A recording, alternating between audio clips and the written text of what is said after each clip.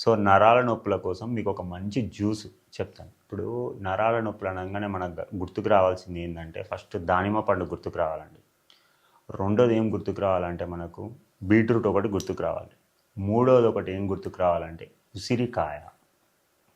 ఇంకా 2 ఆకులు చెప్తాను, తులసి ఆకు, పుదీనాకు. ఈ 5 గుర్తుపెట్టుకోండి. ఒకటి దానిమ్మ పండు, ఒకటి బీట్రూటు, మూడోది ఉసిరికాయ, దాని తర్వాత తులసి ఆకు, దాని తర్వాత పుదీనా.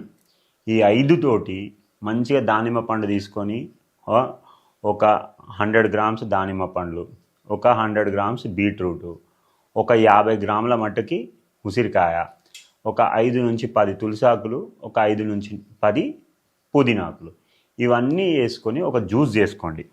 జ్యూస్ చేసుకొని దాన్ని వడబోయకండి. దాంట్లో ఉన్న పీచు పదార్థాలు కూడా అందులోనే పెట్టుకోండి. ఒక గ్లాస్లో వేసుకొని మీకు తాగడానికి కొంచెం టేస్ట్ ఇబ్బందిగా అనిపిస్తే కొంచెం ఏం చేస్తారంటే బ్లాక్ పెప్పర్ అంటే మిరియాల పొడి వేసుకోండి. కొంచెం లైట్గా అంటే లైట్గా ఉప్పు వేసుకొని కలుపుకొని తాగండి.